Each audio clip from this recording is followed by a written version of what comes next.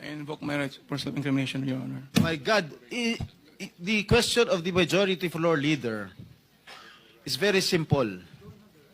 It's very simple. Do you have any ghost project in any of the areas here in the Philippines? Answer.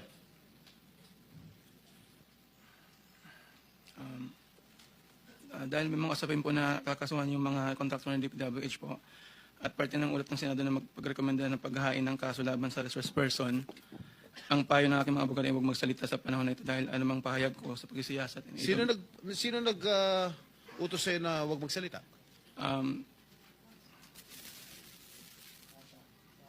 Sino?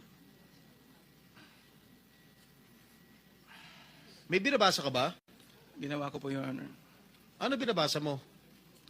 Pasensya po kasi kinakabahan po kasi po. It is only answerable by yes or no, Mr. Arevalo. Is there any ghost projects of Wawaw builders? This is what I discovered, and the former secretary confirmed during the first hearing that there indeed are ghost projects. Bine-verify pa po namin, Your Honor, ang ano kung meron po. Ano ka ba sa Wawaw? Are you the owner? Yes po, Your Honor. You should know. Majority Leader, it's your time, huh? Yes, Mr. Chairman. I'm just disappointed, Mr. Chairman, kasi pambihira ka, sasagot ka ng ganyan, ghost project. Para tinatanong ka kung tao ka, hindi mo alam kung tao ka. Mr. Chairman.